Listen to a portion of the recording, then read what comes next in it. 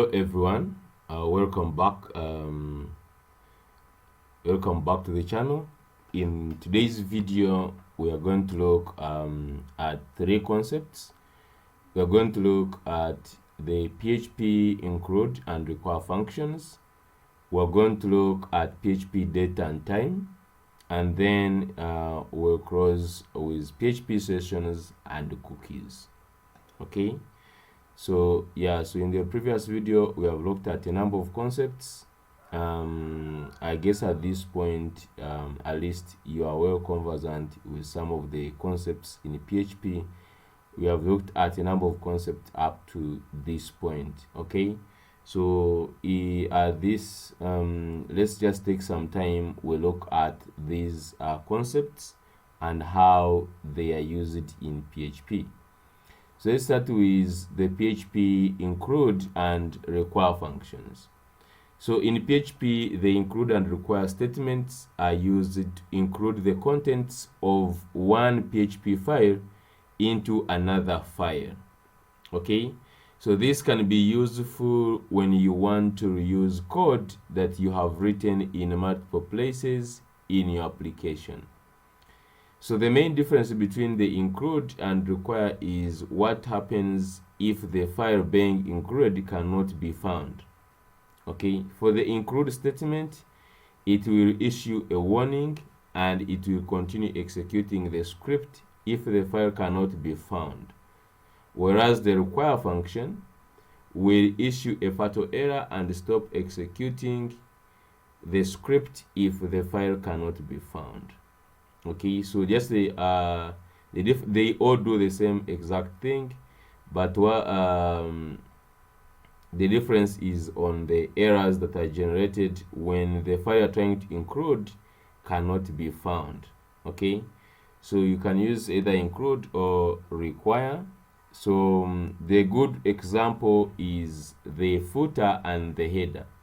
So we all agree the most hectic part when you are generating an HTML, CSS, JavaScript website is that you have to write the header onto all pages. Okay, so assuming you have the home page, about page, services page, product page, and many other pages.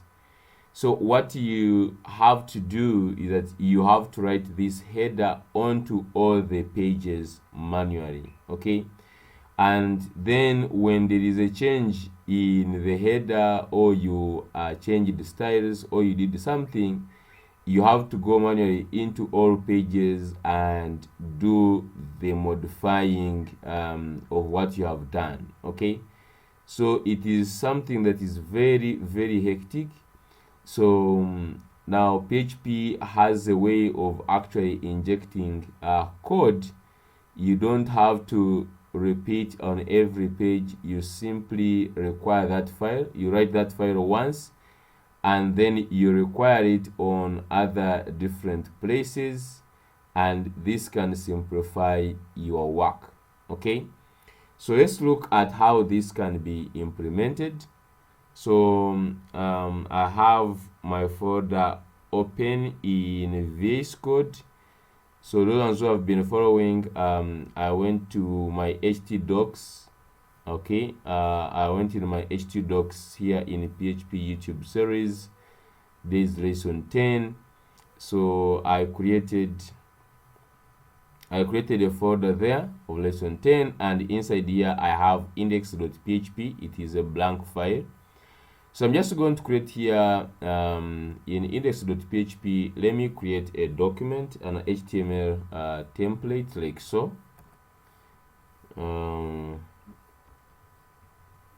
Okay, so here we have our website. So I'm just going to give it some header and the footer. Okay, so to demonstrate what I'm saying, I'm just going to go here and put some header, for instance.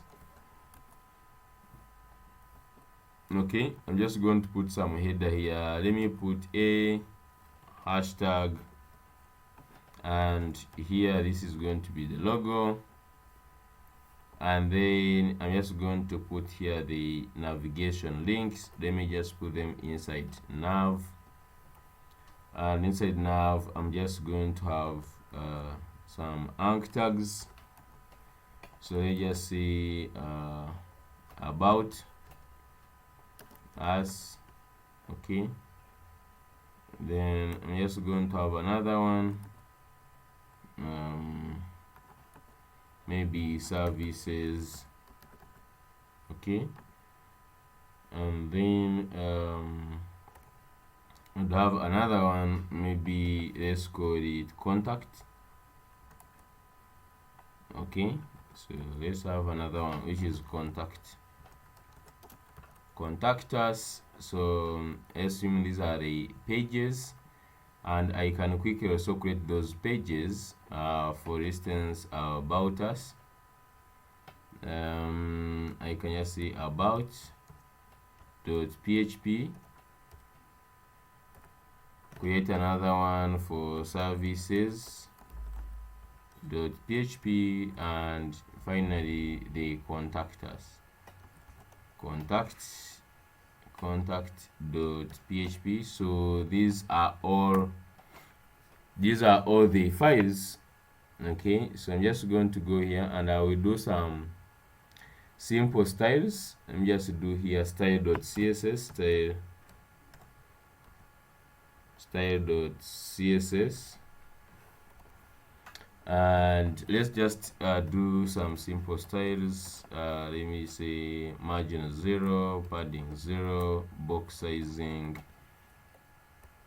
border box. I'm assuming at this point CSS is not your problem. If it is, just go and first watch some videos here on my YouTube channel. There are some very many videos for CSS and HTML. But for now, let's continue. Let me style the header. Okay, so I'm just going to give it display flex. I'm just going to give it align items center, justify content, let me say space between. Finally, let me just say padding top and bottom 1 rem, and on the side let's put 3 rem. Okay, so for the anchor tags, I want to remove text decoration, none.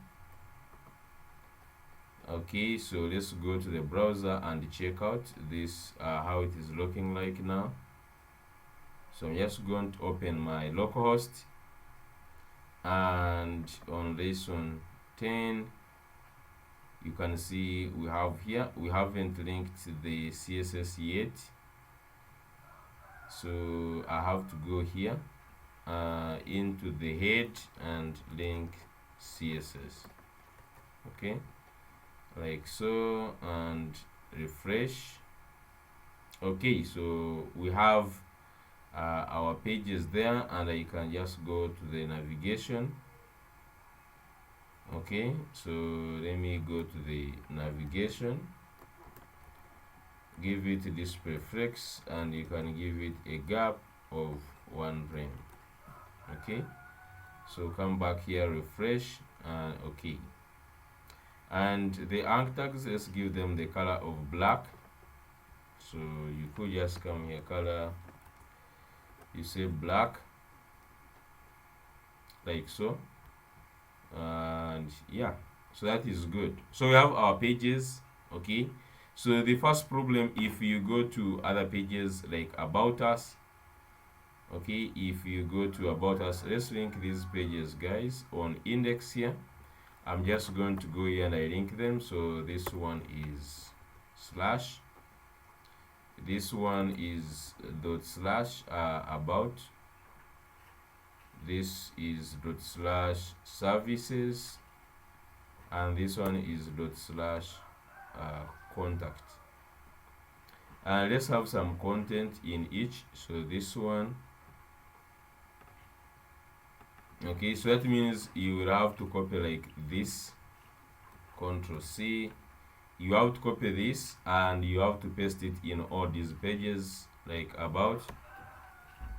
You have to go in contact, you have to go in services. Okay, so in the body here, is there any tag? As if there is one tag I have not copied, which is the end body tag. Oh no, it is here. So let me just go here and I just write like h1. This is services page, and you can, let's just put inside the main. So I'm just going to say main. Inside, let's put h1, and I'm just going also to copy this to all pages. Index, this is the home page. Okay, this is home page, and let's go to contact page. This is contact, this is contact page, and finally let's go to about us page, the about page. Okay, so if you go back here, refresh, and this is the home page. If you go to about page, you go to service page, contact us page. So you can see we have all our header here, it is working, and we can just have a header here, and you can of course go and also create a footer. Okay, so you create a footer just like that, and you could just go here and you say add copyright. So you could just say add copy right, and just say copyright, maybe this is hub 2023. So let's just say this is a simple footer. Let me just put here in a p tag. So you have to get this footer and you also copy it across all pages. So you can see how hectic this gets. Okay, you can see already how hectic this gets. You have to create this on all pages. Okay, you have to create this on all pages, and it comes to be somehow hectic to do if the website is big and you're having more pages, which is always the case. So you find this is very hectic. Okay, so we are going to go to the index page. So instead of putting these things manually, we are going to start separating them, and we inject it on each page so that we don't have to manually update these things at the same time. So what I'm just going to do, I'm just going to create new files. Okay, in fact I can create a folder. So normally you can create a folder and you can just put that folder and you call it utils. Okay, utils, and inside this folder I'm just going to create two files. The first one is going to be the header.php, and another one I'm just going to create there is going to be footer.php. So one is to hold our header, another one is to hold our footer. So in the header I'm just going to go back to the index and I will copy the header. So the header is this part here, all of this. So this is the header. So just copy this part, which is having our header plus the head that is containing the files, the links. Just come and paste it here.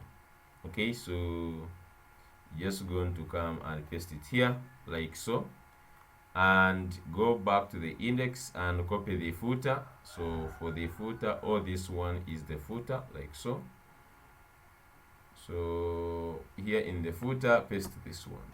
Okay, so that is it. So now let's start linking back how would put it here. So first on top here, want to put here the header. So for instance, here we're going to require the header. So what I just do is you just write the require function. First of all, you write the PHP script. So PHP, okay, PHP, and just close the script, and let's put the require function here. So require, okay, so require, and then here you take in the pass. So for instance, this dot slash utils slash header. Okay, so the same thing, you do this for the footer. So down here put the footer footer.php. okay, yep. So if we went back to the home page, let's go back to the home page.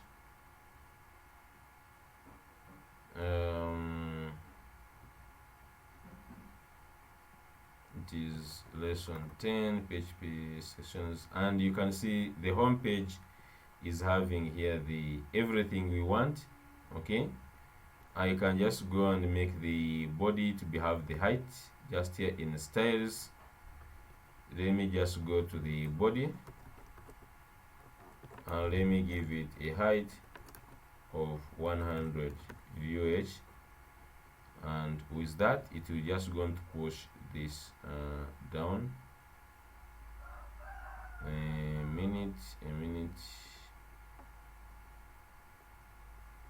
Body, let me just give some background color to make sure this is working. Let me just use biscuit. Okay, the body is working here. The body is working. Height is okay. So they just give it to the main instead. Let's give it to the main. Okay, yeah. So great. So when we go to about, we can still see we have the same things. Okay, so what we want is to to go on every page. Instead we put that. So instead of writing all the other code, we can just simply write this.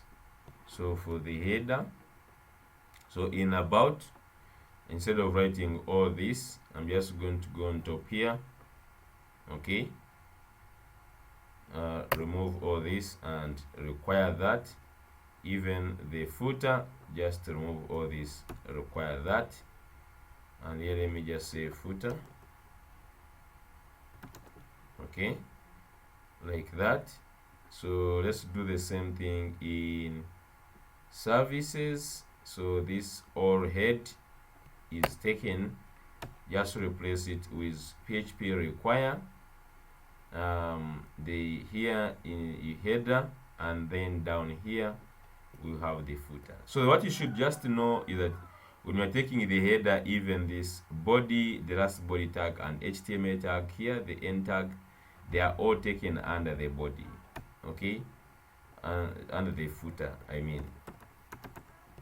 So this is we have the header now and the footer, and I think all the pages. So we still have one page here, the header, which is here the PHP header, and then down here is the footer. Okay, so you do this once, you connect all pages, and you are sure everything is going to be okay. So let's refresh to make sure everything is still intact. If you go to each pages, everything is still intact.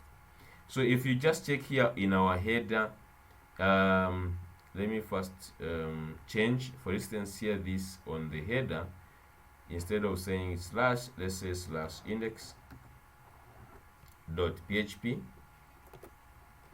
Okay, index.php. So go and refresh. Now you see this one is going to update on all pages. Localhost stroke index. Oh, okay. So this one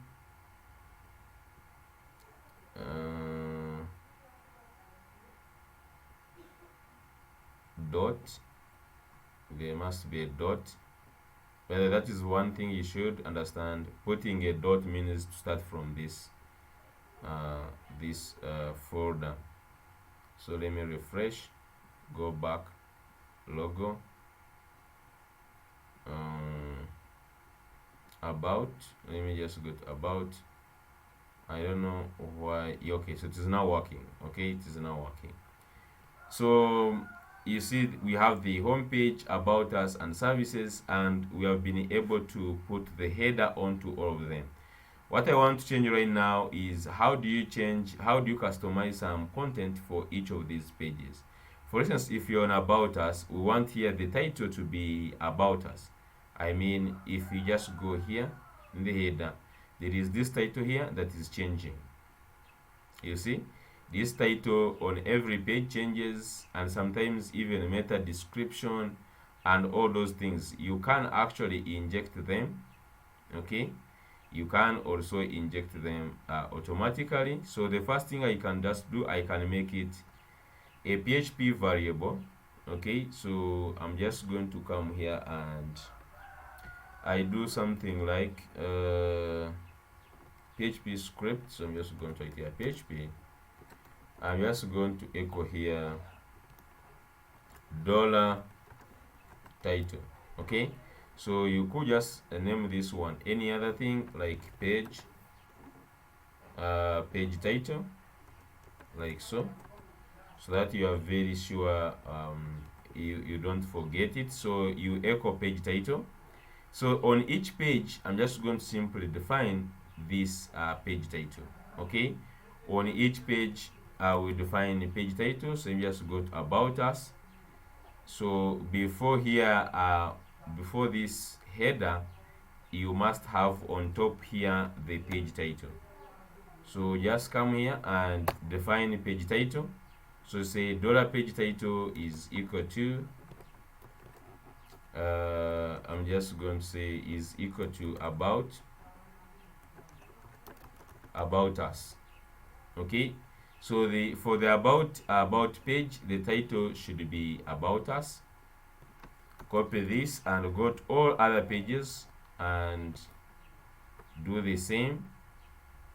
So for this, and make sure it is first here on top as line 1, because if you put it after the header, it is not going to see that variable. So just make sure you put it on top first before you go to the header. Okay, so this header here, when you go to the header, it is requiring you to have the page title already defined on the page. You get that? Now that means when we go to here, we must first define the header, and then it can be used, this page title, it can be used inside here. So this page is contact us. Index, for index, this page is home page, so you could just say home. And for services, this is a service page, so just simply put services. Okay, let me just go to the browser to test this.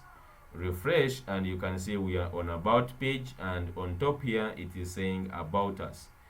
If I go to services, it is services on top there. If I go to contact, it is contact us. If I click on the logo, we are on the home page. So this is how you can dynamically do all these nice things. Okay, automatically you can do that thing. It is a very good concept of including files dynamically. Okay, not a must it should be in all pages, but you can find you have maybe a sidebar. You can have here in utils, and you have your sidebar somewhere, and you want only to include it in the inside. Maybe this services page, you want to include a sidebar only in that one. You can still create a sidebar here in utils, and then you include it like in services only. Okay, so it is a nice way of injecting content and it saves a lot of time instead of, so if you want to update right now anything maybe in the footer, you just come here and you just simply change here. For instance, let me change this into an anchor tag, and I'm just going to put here this is hub.com, and then let me put this here like so. Okay, so if you just go and refresh, so you see that this becomes an anchor tag and on all pages at once. So on the other thing, you would just go and copy all pages to make sure they all change. Okay, this is why this becomes so much advantageous to have them in different files. Okay, so that is a nice concept, and that is what I can talk about the require and the include function. If you wanted, you would still use include the same way we have used require, it would still work. Okay, so the next concept you're going to look at is going to be date and time. Okay, so date is always used in most of the cases. Okay, date is used, and time, all the time we use date and time in PHP. So a date is a specific day or a point in time, while time is the duration or interval between 2 points in time. Okay, so just a date is just a specific day or point in time, and then time is a duration. And we are going to start with the date. Okay, so in the date there are some terms we are going to be using. There are some common terminologies or characters that we are going to meet when you're using date, and you have to get used to them. Okay, so the first character is D, small d, and this represents the day of the month from the 1st to 31st. Okay, and then M represents a month from Jan to Dec, that is 01 to 12. Y represents a year in 4 digits, and L, it means lowercase. And by the way, L of lowercase represents the day of the week. Okay, they will say Monday, Friday, like that. So other characters, we are going to see them like stroke, dot, and even a dash can be inserted between the characters to add additional formatting. So as you know, the date has has a lot of formats. You have seen them, the one with dashes, the one with dots, the one with slash, so many. So the first one, we can actually use a date function. Okay, we can use a date function to represent a date. Okay, we can use a date function to represent a date. So I'm just going to go right on index, and let me define these dates.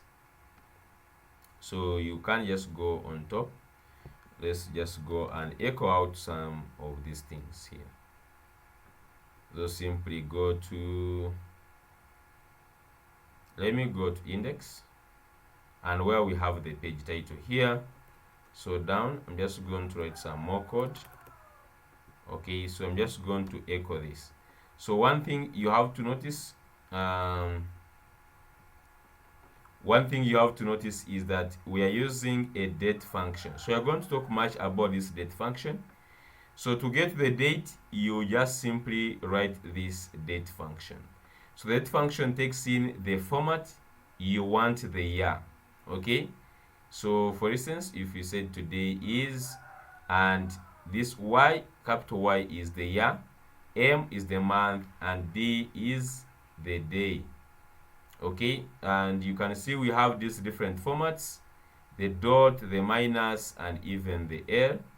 So let's just go to here, more especially on the home page, and you can see today is 2023 stroke April 11th. Okay, and the same thing here, 2023 April 11th, and today is a Tuesday. Okay, so this is how you get the date. So you simply use the date function. and then you pass in the format of the year you want. Okay, and now with that, it can actually help us fix our footer. You can see in our footer here, we are manually putting the year. If you check here, we are having 2023 and we are manually putting that. We can update that footer like using this. Okay, so you can just say and copy. Let me just go and put this. Okay, let me just go and put this. So where I have this footer, I'm just going to actually update this. Let me first paste this into the p tag, paste this one. So I'm just going to say at copy, I'm just going to add some other things. At copy, I'm just going to put this this anch tag here. Okay, copyright. I'm just going to remove this. So now what we have updated right now, we are adding this echo date. So you can see we are saying from 2010 to date.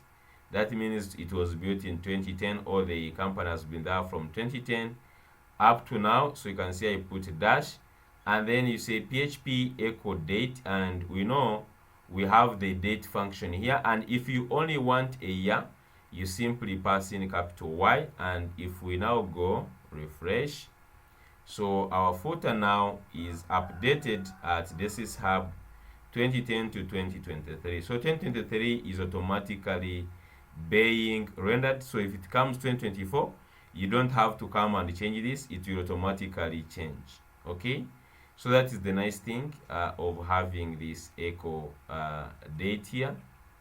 Okay, this is really very nice, very nice. So you can see you can just echo in the footer, and we have it over all pages, by the way. So if I just go to contact page, it is already there, and all other pages. Okay, this is why it is so nice to use the PHP require function. So let's continue with the dates. Let's continue with the date. So we have seen that you can display the date using the date function. Okay, simply use the date function, and then you pass in the format that you want. As we talked about these letters here, if you pass in the date, or if you pass in M or Y or A, depending on what you want, it will give you that format. Okay, so let's just also look at time. So here are some characters that are commonly used for time, and we said time is just a duration between 2 points. And the most important characters that we are going to use are H. So we have H, capital H, which is a format for an hour, which is from 00 to 23. We have H small, which is 12 hour. Now the other capital H is 24 hour format, and then small h is for the 12-hour format. Okay, then small I is minutes with leading zeros, S is seconds, A is anti-meridian or post-meridian. So if you want to put AM or PM. So now to put an example here, we can just say date, and then we pass in time. Okay, you can just pass in time. You can just go and echo this one out. So I'm just going to go back to my index, and down here I'm just going to echo out time. So the time is, you pass in the date function, you pass in the format of the time you want. Okay, so if I refresh and go back to home page, you can say today is Tuesday, the time is 6:12:08. Now, by the way, when you have wrong time, we are going to talk about this. You can see this is not the actual time. It is right now 1 hour, I think, behind. If you check, it is right now, it is 7:12 a.m.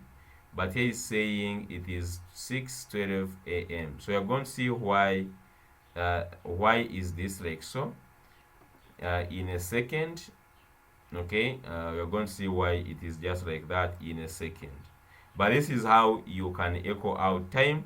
You simply call the date function and you pass in the format of time you want to see.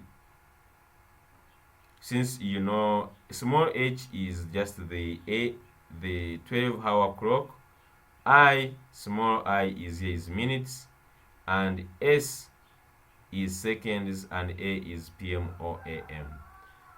Okay, so just talk about the time zone. The time zone is very important. So note that the PHP date function will return the current date on the server. So the PHP date function will always return the current date of the server.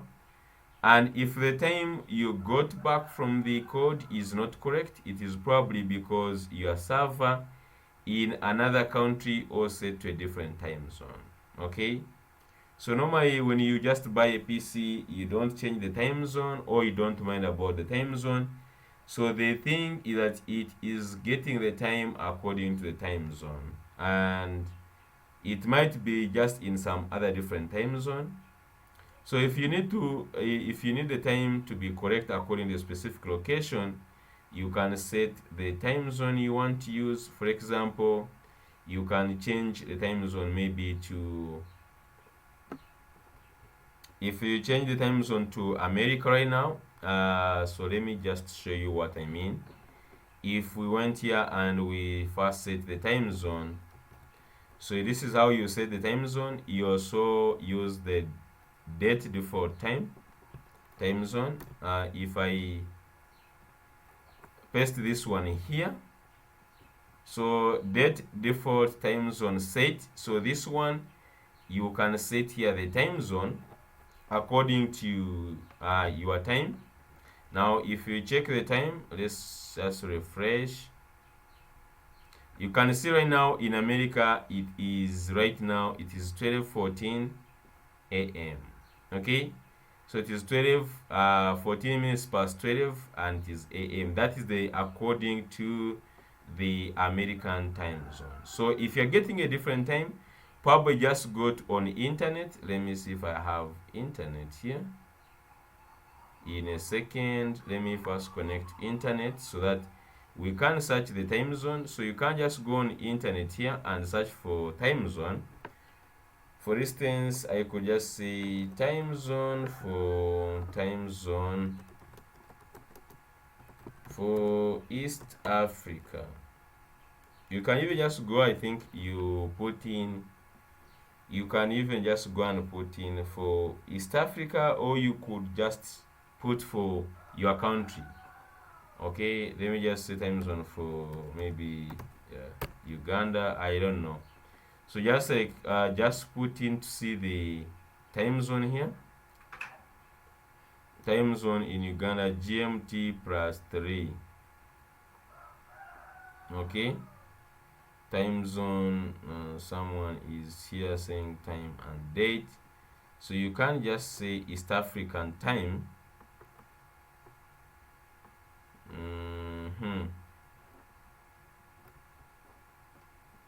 You just first check here.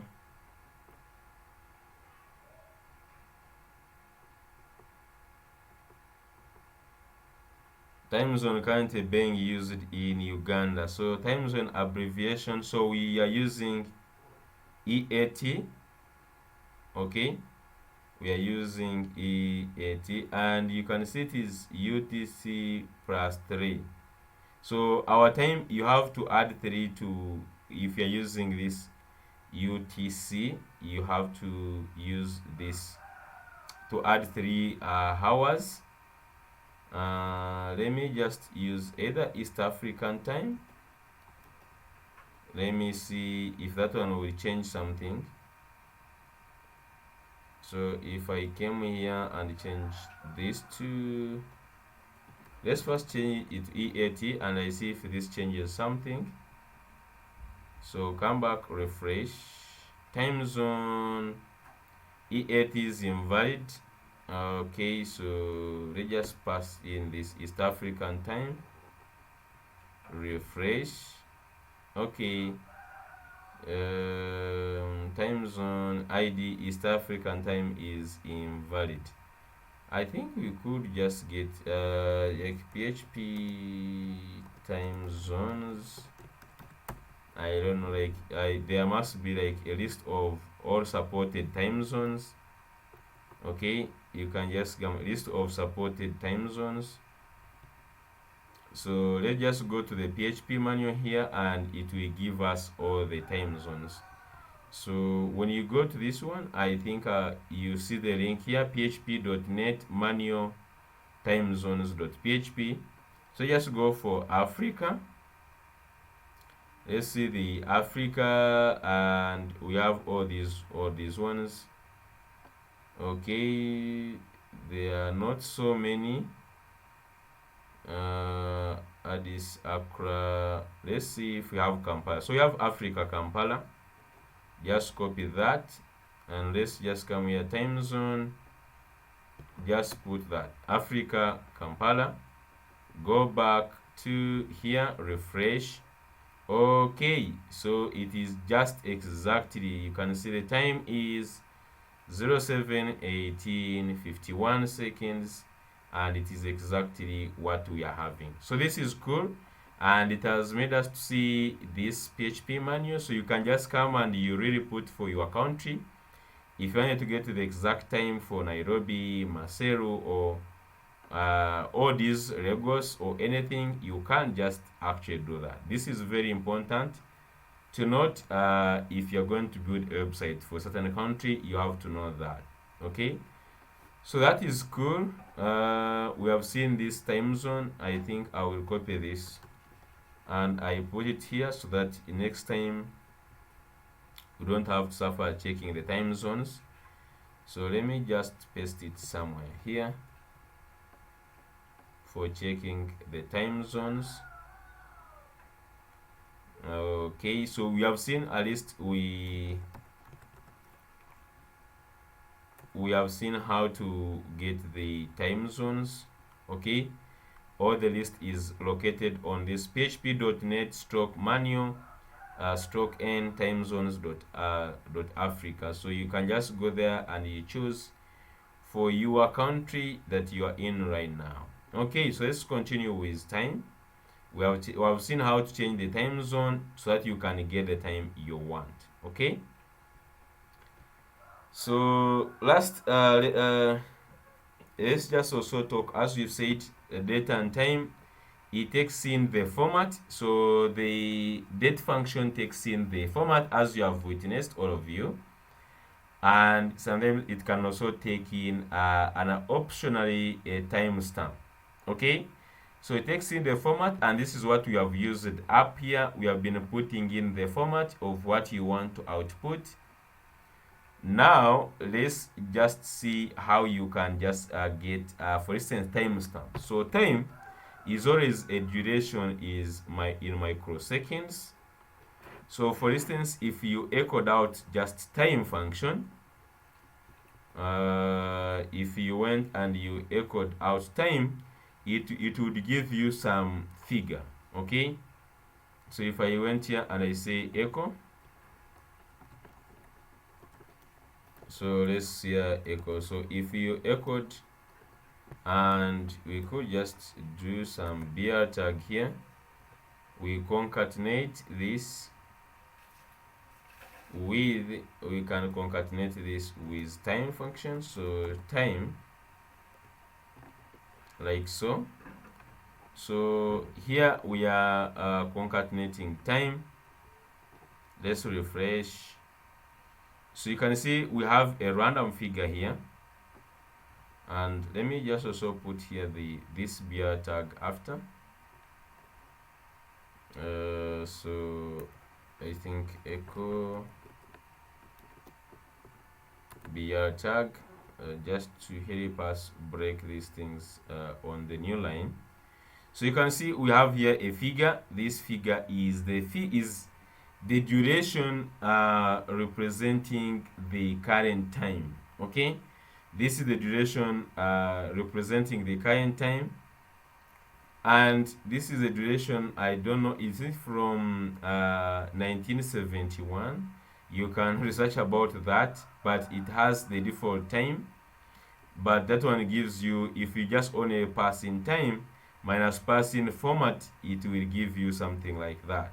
Okay, so if you wanted the date, we have seen a lot of formats. That one is not a big deal. If we wanted the current date, we have already done that. Okay, we have already done that, but let me show you something. So if you go down here and we echo this, change this into real quotes, excuse me, change this into real quotes, just like so. Okay, so now if we go and check this, the time, of course we have seen this format. Okay, 2023 for April 11th, and even the time is here. Now we have to do this thing of setting the, so you can just, I think, check this default time, simply cut it and take it on top here, so that it sets to our time zone, so that you don't have to do it all the time. Okay, so this is the current time right now. Now you can get the same time yesterday. Okay, let me first remove all these other ones. I'm just going to remove all these other ones. I leave, so just simply, I'm just going to simply do what I want. The one which is having the time we have written, it is this one. So just go here and simply comment all this out. Okay, so we remain with only this time, and even I'm just going to comment this one out. Okay, so we remain with this date right now. This is the current date or the current time right now. Okay, so what is good is that you can actually get the current time yesterday, like at this point in time.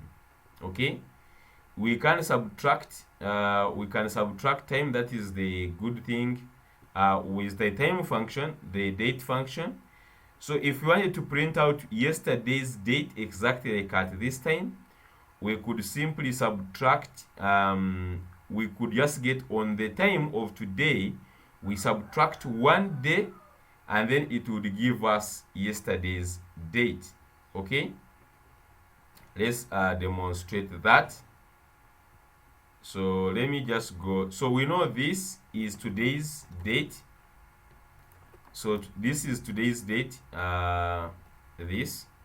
But if we wanted yesterday's date, let me just echo, I just going to concatenate this.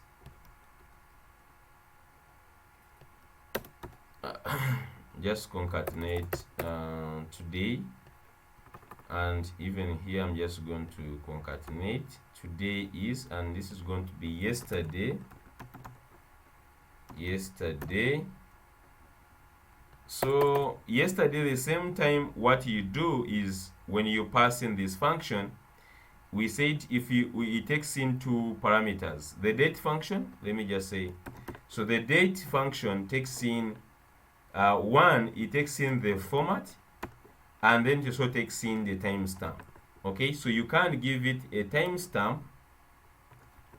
Okay, it takes in also a timestamp. Those are the two parameters it takes in.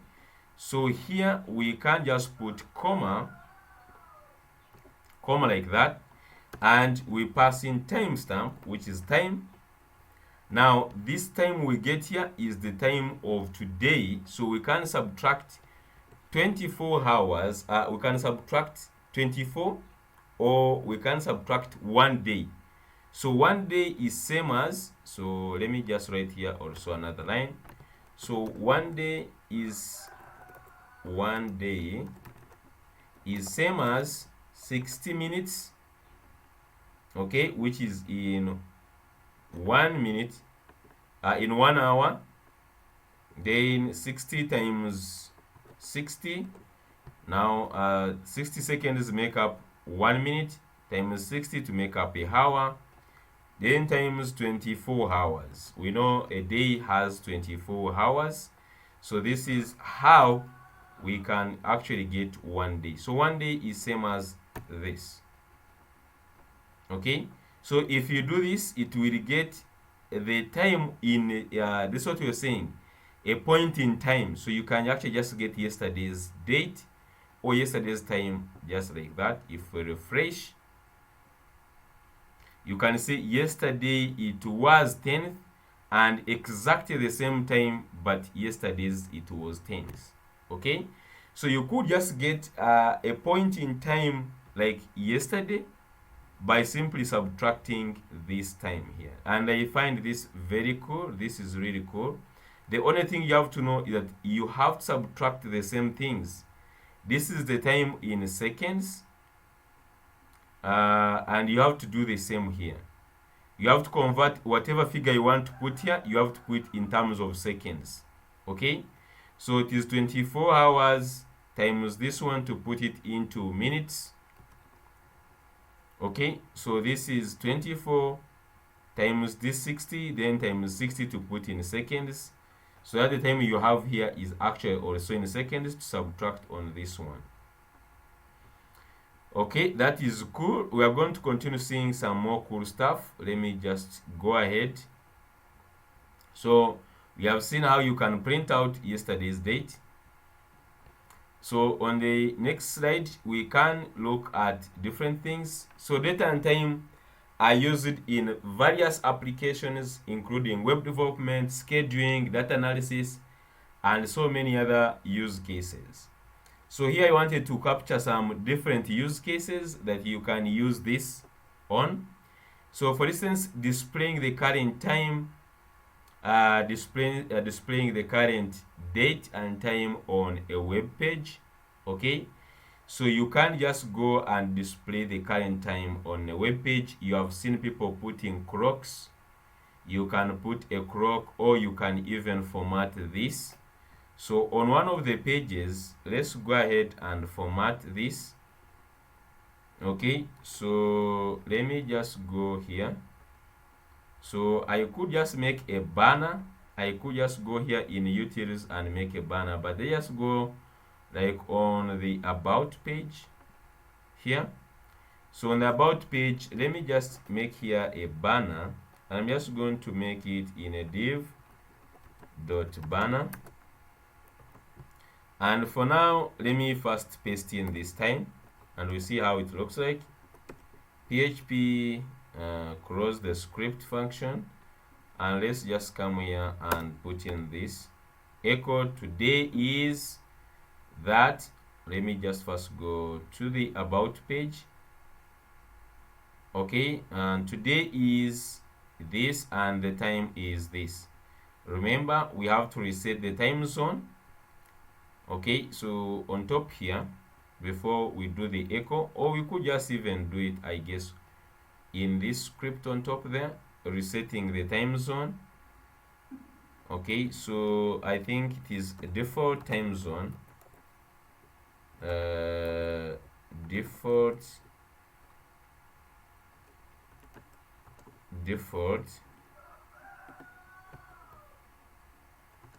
time zone set. I think it's something like time zone set. Okay, so we are setting the time zone. We pass in here Africa, stock Kampala. Okay, we saw that just like that. Just set it like that, and let's see. Refresh. Yep. So the time I'll change it is now 7:31, and this is good. So just make this even. We could just make this more nice. Okay, we could just make this maybe more nice by making maybe let me just get this banner here. So I'm just go to styles and to the banner. I could first give it some padding of 1 rem, top and bottom, 0 on the sides. Let's give it some background color. In fact, you know what, let's just give it a background, and then we can use linear gradient. So we can just say, for instance, to bottom right. Okay, you can just say bottom right, comma, and you can just say dark blue, comma, and you say tomato. So we can just write something like that to give it a background. And this padding, let's make it 2 rem, I guess. If I refresh right now, okay, it seems not to be working on about us. Let's first check about us. We have dot banner, background, and even the color. I want to change it to white. Okay, so inside about,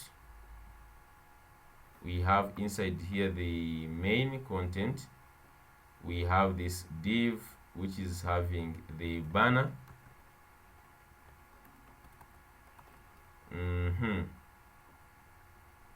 Refresh.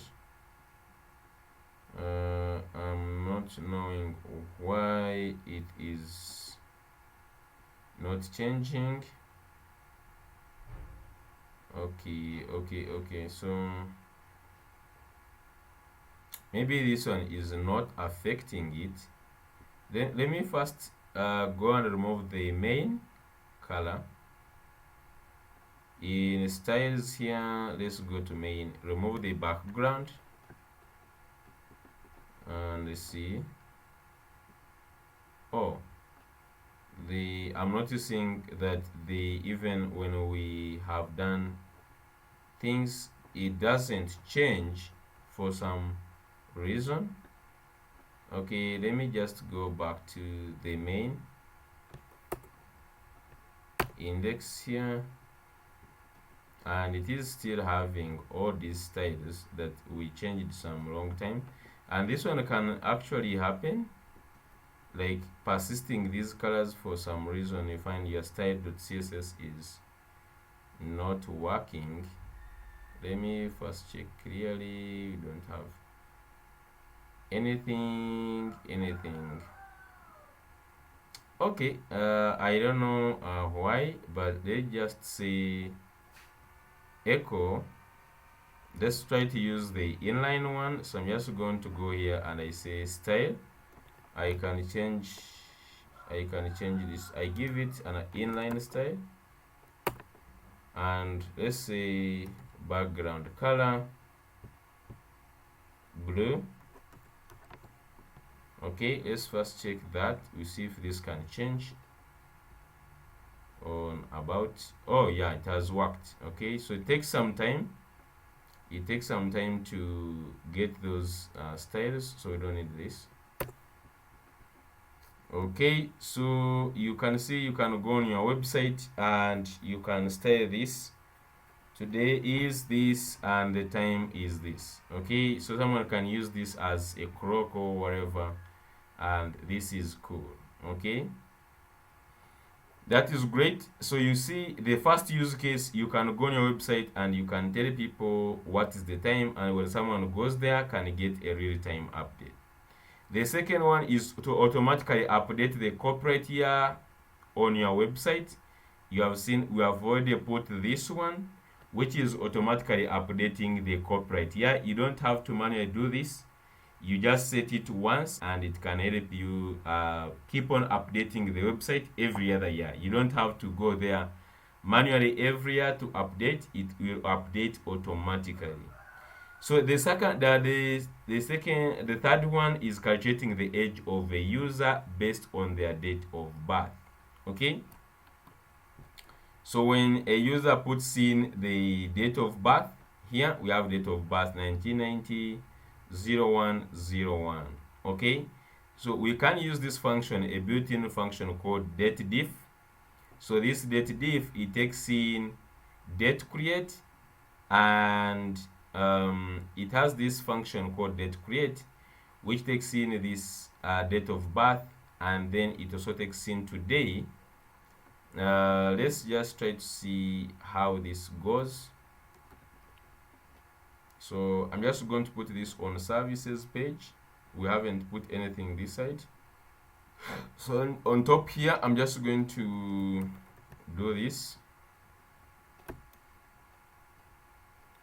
Okay, so date of birth, we have 1990 Jan 1st. Okay, and then we have age, and we're using date diff. So the date diff takes in these two dates. It takes in the difference in the two dates, the date of birth and the today's date. Okay, and then you access this y. So before we access this y, let me remove it. Okay, and this echo, I want to go and echo the age before we do that. So let me just echo age dollar age, as simple as that. So let's go to services page, services. So object class date interval could not be converted to a string. Okay, so let's put back this here. I'm not sure if that is the one that converts the to date. Yeah, services page, and it is not outputting anything right now. Services, okay, it was outputting 33, but it is here. Okay, so it is outputting 33 now. So on this date diff function, it takes in 2 days. It takes in, we are going to use it also in some other case, but it takes in it has this function also, date create, which takes in the first date. It finds it finds the difference between today and the date that you have passed in. Okay,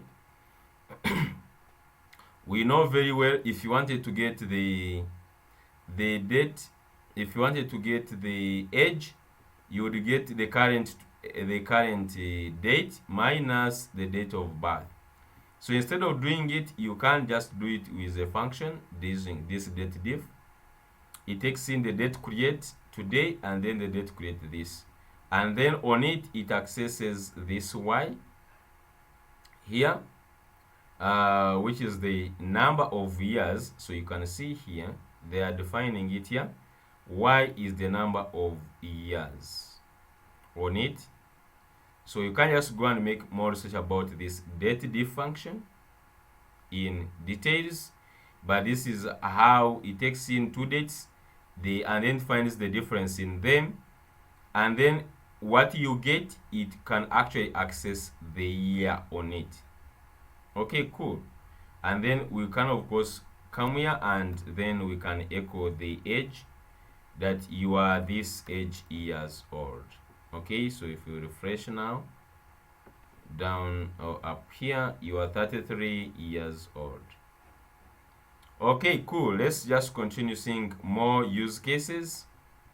Okay, so another use case is converting a date to a string.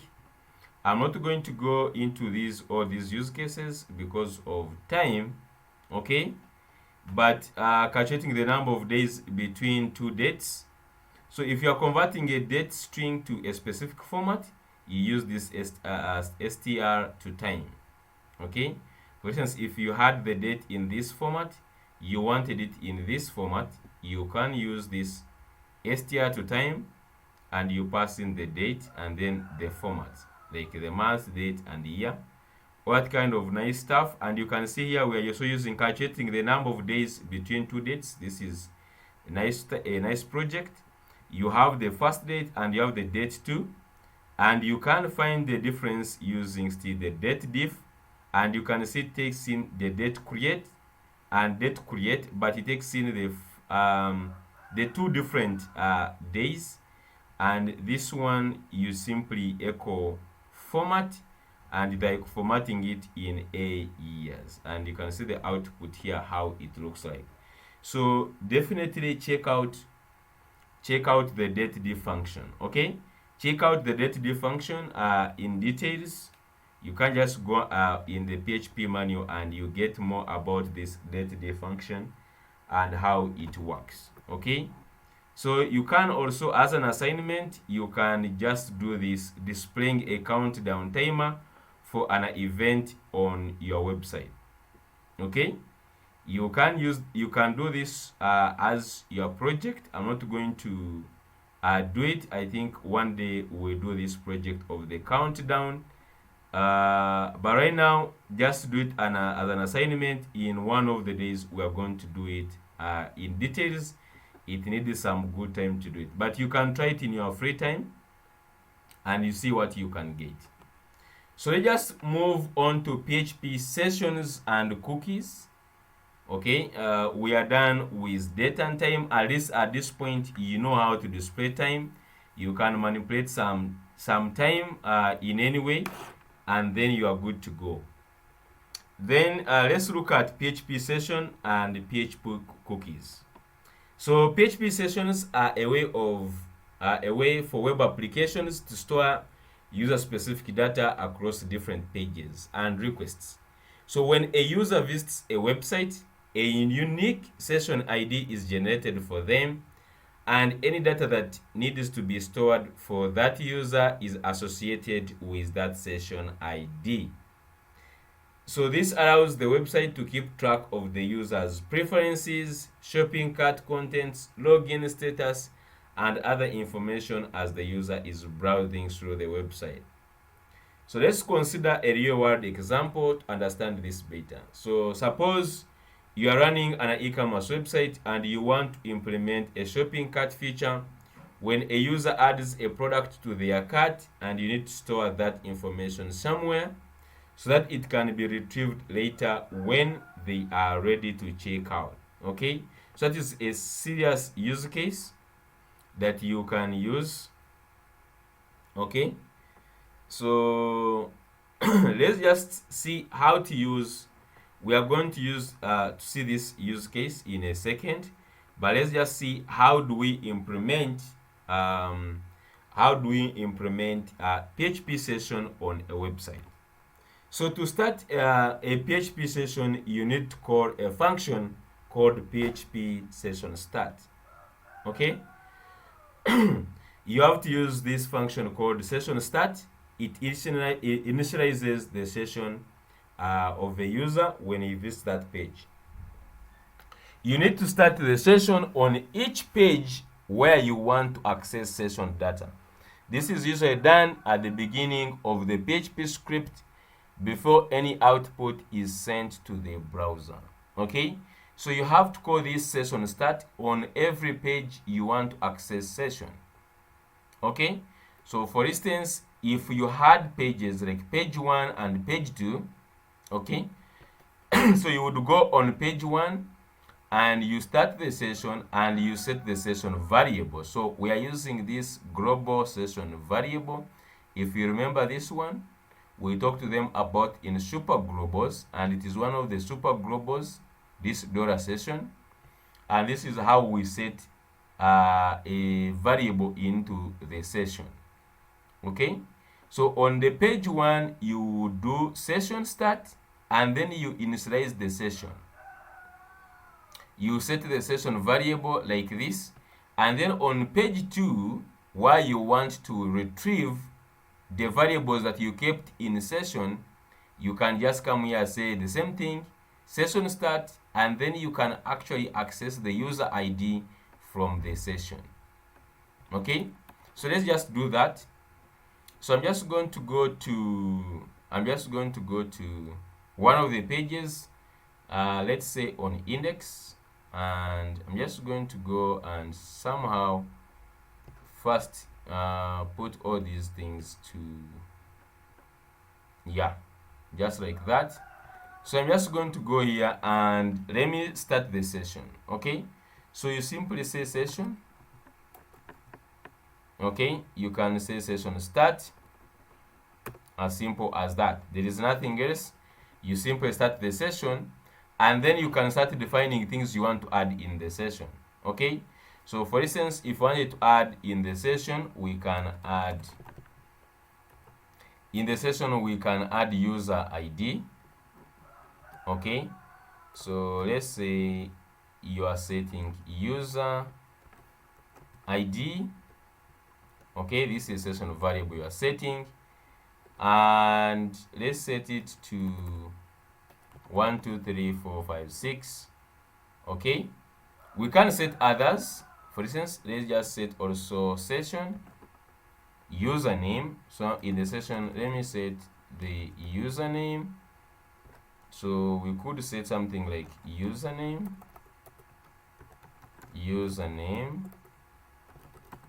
Okay, and here we can just have username John Doe, just like that. Okay, so in this first page, the index here, we defined session start, and we defined this information you want to store. This can be the home page. This can be the login page.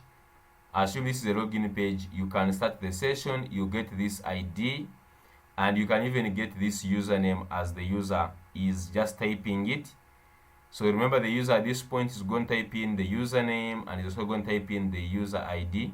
So you can just first get this information, put in the session. So when you go to the dashboard, so you could just go to other place. Let's go to about, maybe services. Okay, I'm just going to put off some of these things here. Just simply put these things off. And on top here, before you do anything, you are just going to do session also. So let's say do session start,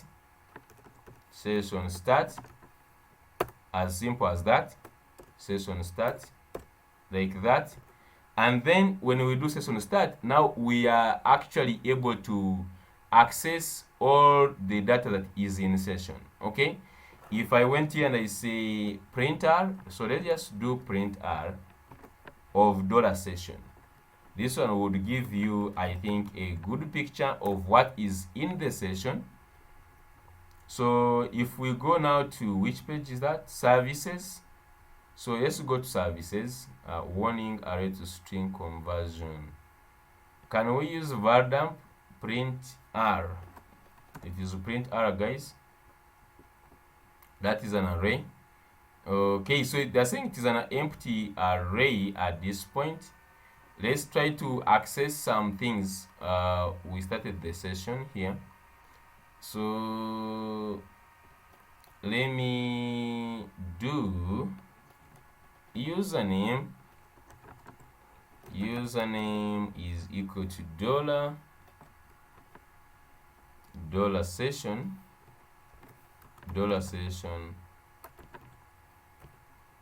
And here let's access username like so, and let's print here username,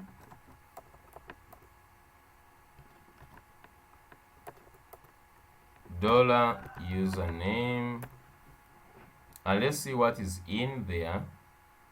Warning, I defined the key username. Okay, let's see. They said we have to define this on the page start. So let's make sure it is before you output. They said before you output anything. So actually we are going to change it and we put in the header, but for now let's first leave it like that.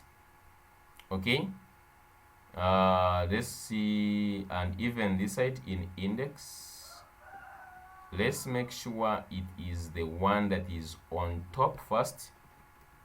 Scroll on top here before we do even all these ones. Let's put session start there like so. Okay, so I'm just going to refresh, go back.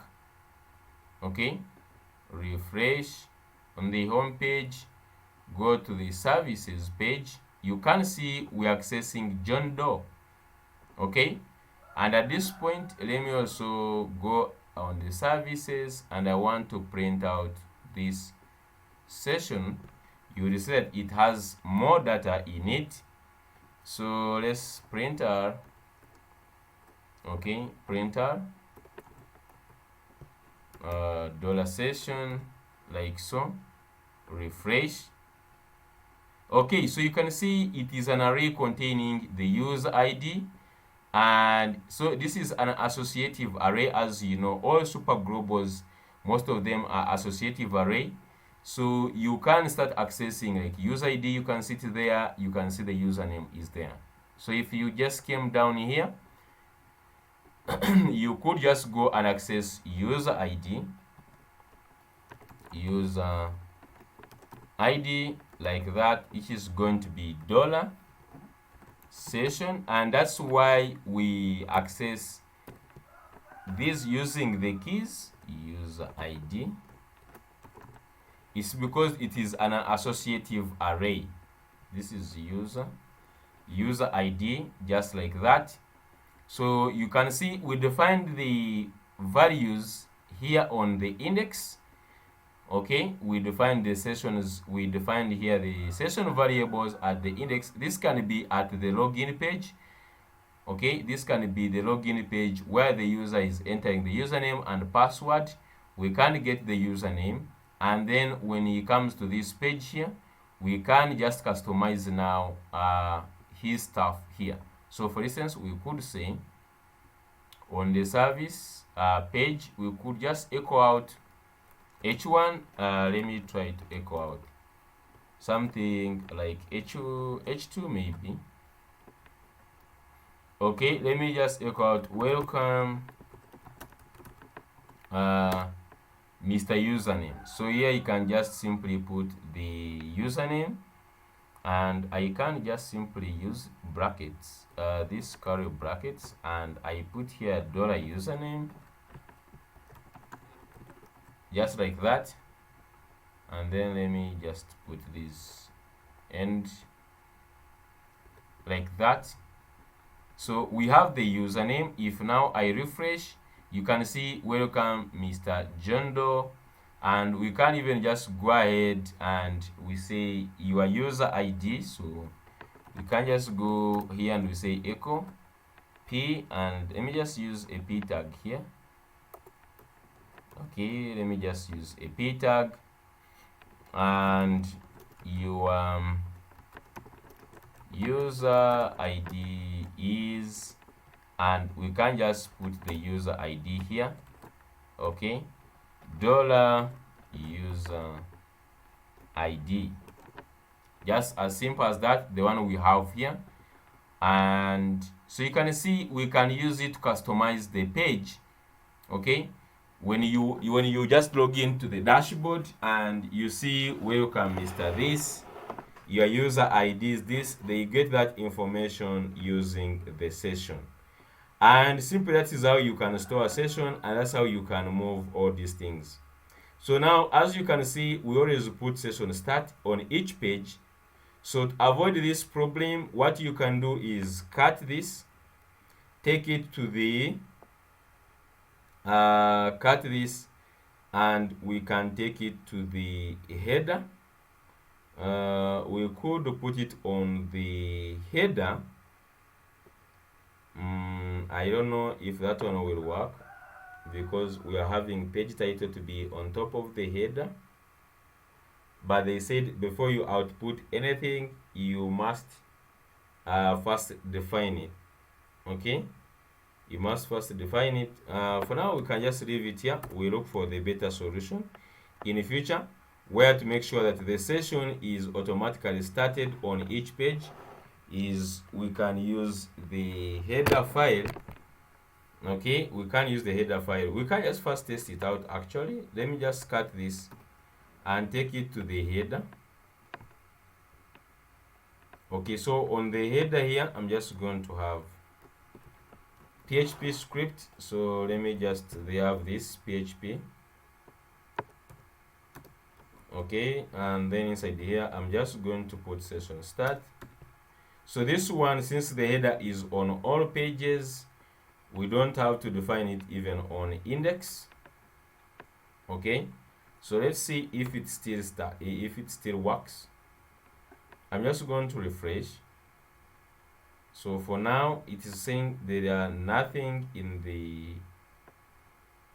Let's first try to go to the home page, refresh, because the home page is on which is having these stuffs. So let's go back to services. It is still not working, and I guess it is because of this page title that is just on top of it. It's okay, we just handle that in the future. But for now, just cut this and make sure you put it on all pages. Okay, you could also just put it somewhere else and then you connect it on that page. So but just say on services, let's not use index. So on top here, session start, and then here let's also put session start, and let's go back to the home page, and then let's go to services, and it is working. Okay, so that is cool. You have known how you can move the data using session. Okay, you have to do session start. That is the first thing. So you go to the first page, you define the session, and then from there you put the variables you want to store or the information you want to store in the session. Let me put it out here on top here. So we start the session, and then we put these two variables, not only two, you can put in as much information as you want in the session. And then the good thing is that this information is accessible on all pages on an entire website. So when you go to any other page that you want to access this data here, you just go and say services. First, you have to start also the session on this, and then you can be able to access the data in the session. Okay, so that is good, and that is the best actually functionality of how sessions work. So as we said, you can store data the way you want. So for the other shopping cart, you can just set in the session, you can add cart items at any point, and then you can access those cart items when you want them. Okay, you can set arrays, you can set strings, or anything you want, you can store it in the session. Okay, but you make sure on one page you have session start first, then you store your data in the session, then you can go any other place and you can retrieve the data from the session. Okay.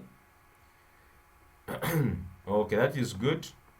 Now another thing you can do is you can unset a session variable. For instance, you can remove it from the session. You can go and remove it from the session from any place. You can unset it, and then also you can destroy the session.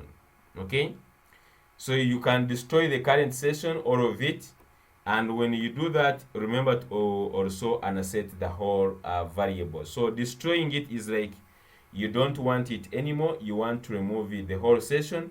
You use the session destroy function, and then when you destroy, remember to unset all the session variables that you put in. Okay, so if you just go any other place and you remove all these ones, they will be no longer in existence.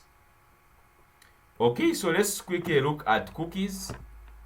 Now cookies actually behave in the same way like sessions, but we are going to look at the differences in a minute. PHP cookies are a way for websites to store small pieces of data, and you can see this one is storing small pieces of data on a user's browser. So it stores it in the browser, specifically in a user's browser, which can be retrieved and used later. Cookies are commonly used to store user preferences, login information, shopping cart content, and other data that needs to be persisted across sessions. So here are real-world use cases of PHP cookies. For instance, remembering a user login information. Okay, so when you log in into a website, the login credentials can be stored in a cookie, and this allows the user to stay logged in even if they navigate away on the site and come back. You have seen that functionality of checking that button of say stay logged in. When you check on the stay logged in, what it means is that they will copy the copy of your data, they save it in a cookie in a browser, so that every time you come back, they check that information, they populate it for you, and then you simply log in. The another one is saving user preferences. For instance, if a website has customizable settings such as font size, color scheme, and this is most especially the dark mode. Even when you just go and you save your dark mode, next time you come, you find the website still in dark mode. That means those settings were stored in a cookie. Tracking user behavior. Websites can use cookies to track user behavior and collect data for analytics purposes. So we all know those browsers are still always copying your user behavior so that they can use it in their marketing. So how to use PHP cookies? So the first is to set a cookie in PHP. You use a set cookie function. Okay? So you set a cookie function. So let's say you are on the first page, which is page 1. You can just say set cookie, and the cookie takes in 3 things. 1, it takes in the variable name you are going to use to access the cookie. For instance, username. And then the second one is the value of that username, and the third is the duration it is going to expire. So this time here they put here, we have already seen the time function. So like this one's 36, this is same as 36 3,600 seconds. That is about, I think, a minute. Is it a minute or something like what? Is it a day or it is a 1 hour? I think it is 1 hour. So in this example, the cookie will expire after 1 hour. Okay, so 1 hour, which is 3600 seconds. To retrieve the data value cookie, you can use the cookie super global. So we use the cookie super global to retrieve this data. Okay, so if you put in the cookie like this, you can just come and retrieve using this same technique. So let's just jump in and see how cookies work. So you can just go on any other page. So let me just go on some other page like about page. So on about page, I want to set a cookie. Okay, so on top here, and by the way, this is not necessary. I think on top you can put in any other place. So you say set cookie. So you're just going to say set cookie like that. And then you can see here when you hover, they tell you all the options that you need. You need the name. Okay, you need the name, you need the value, and then other options. So the first one is the name. So you can just say we are storing there, let me say registration number. Let's just say reg number for the student. Reg number. Okay, let's say we are storing that reg number, and the reg number is going to be let me just say BU. Okay, let's say BU UG 2023, just like that. And comma, we put expiry time. Okay, so if you want to put expiry time, we just say use time function, and then we can add. So this time it gives you the current time right now, so we can add in 1 hour, which is 3600. So you can see we are just tapping in 1 hour later, we are adding in more time, and just like that we have set in this registration number. It is now in the browser in the cookie when we load this page. So let's just go on the contact page. Let's retrieve this data. So down here, I'm just going to go here and retrieve the data. So let me say $reg number. Okay, $reg number is equal to $cookie. So we are using the cookie super global, and then we can pass in this reg number. So we pass in the key that we set it with, which was reg number. So let's first go to the about us page where we set the cookie. About us, you can see everything is okay. So you just go to contact us. Down somewhere we are not having the reg number. Did we echo out? We did not echo out. So you just go to about and then contact. Okay, so we have the reg number. Let's echo out. So let's just say echo, and let me first put this BR tag, concatenate it with,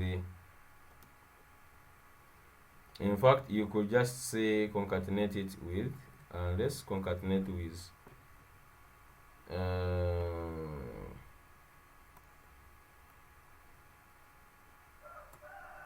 maybe h2. Let's just put h2 here. Let me say your reg number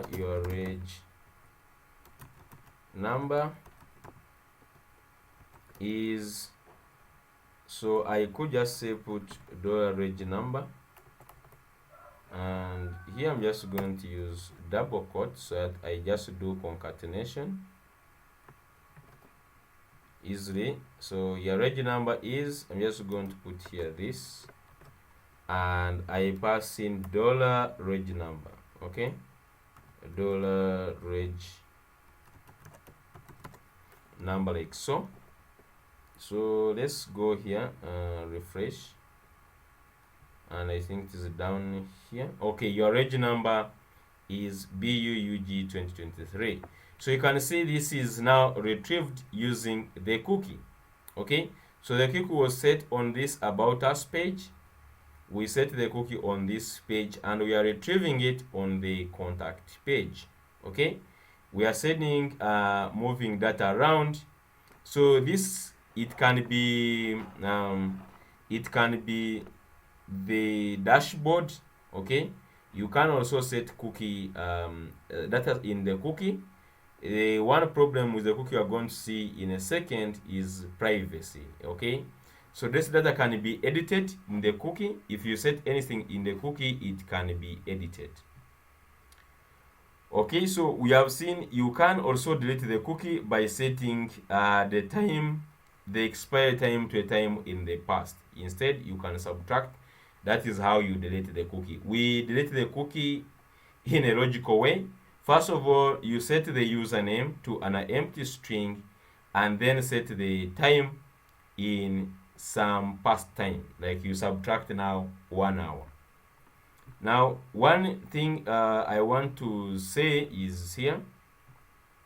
So it's worth noting that the cookies can be set with additional parameters such as path, domain, and secure flag, which can affect the cookie's accessibility and security. So there are some other parameters you can put apart from those three we passed in. So we passed in the cookie name, the value of putting that variable in the cookie, and then the time. But you can pass in even more data in it, like the domain and even the secure flag. So the domain will be limiting which pages can use that cookie, and even the secure flag is to tell you how to access the cookie via HTTP. So for instance here, if it will only accessible, if you set a cookie with a path or domain, it will only be accessible on pages within that path or domain. If you set the secure flag, the cookie will only be sent via HTTP connections, so and so forth and so on. But the main thing here I want to talk about is the differences between the sessions and the cookies. So if you look at how they work, they look exactly the same, but actually they have the differences. Okay, so the first difference is in the data size. Cookies can store only a limited amount of data, up to 4 KB, while sessions can store much larger amounts of data, up to the server limit. Remember, So that is the first thing. Cookies, they store a small amount of data, and then sessions, they store large sums of data, because in a session you can add or cut items and so many other things. Then data security, cookies are stored in the user's browser, so they can be accessed and modified by the user. Okay, this means that any sensitive data should not be stored in cookies. On the other hand, sessions are stored on the server, so they are more secure. You are going to see we'll be storing sessions actually in the database. Okay, you store sessions in the database, but cookies are stored in the browser, which means that you can actually access them and you can even edit them. So data persistence, so cookies can persist across multiple browser sessions and can have an expired date set, whereas sessions are only available for the duration of the user's visit on the website. So when someone logs out or does something, that session is closed. But for the cookies, you can just go to another website. When you come back, those cookies are still there. Data accessibility, cookies are accessible on both client side and the server side, whereas sessions are only accessed on the server side. Performance-wise, cookies can improve website performance by reducing server loads, as they can be stored on the client side. So on the other side, sessions are stored, and that is the only reason why they don't overuse sessions, because every time you use sessions, you increase on the server load every time you are accessing the server, whereas cookies, they are kept in the browser, which doesn't need you to actually use the server to access them. Okay, so in summary, cookies are useful for storing small amounts of non-sensitive data that can need to persist across multiple sessions, while sessions are more secure and can store large amounts of sensitive data. It is also worth noting that cookies can be used in conjunction with sessions to provide additional functionality or security. For example, a session ID can be stored in a cookie, identify the user's session on the server. So they can work together, and let's just see an example here. So for instance, on the first page, we could define a session. We start the session and we set also the user ID, but then the session username, instead of putting it in the session, we can actually save it in the cookie.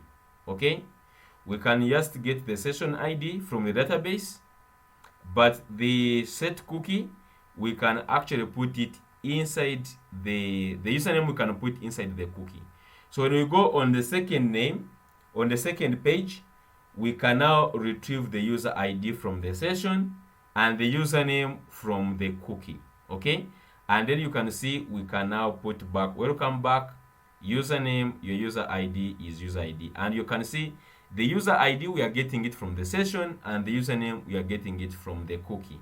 Now the advantage to this, okay, we used a cookie to store the username, which could be useful for personalizing the user's experience on subsequent visits to the site, but we used a session to store the user ID, which could be used to retrieve additional information about the user from the database.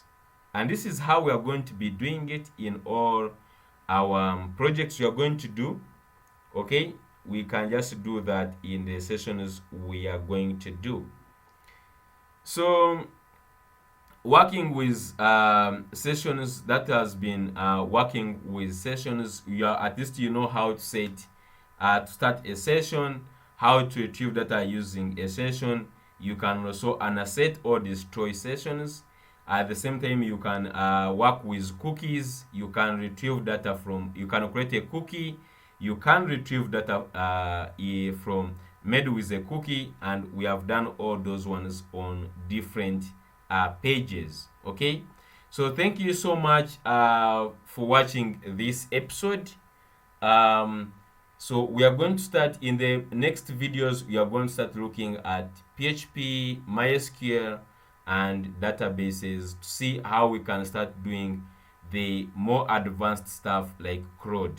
Okay, Thank you so much for this episode. See you next time.